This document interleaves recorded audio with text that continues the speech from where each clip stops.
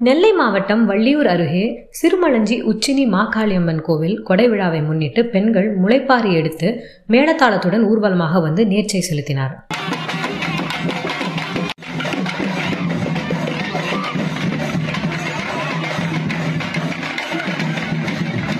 நெல்லை மாவட்டம் வள்ளியூர் அருகே சிறுமளஞ்சியில் உச்சி மாகாளியம்மன் கோயில் அமைந்துள்ளது.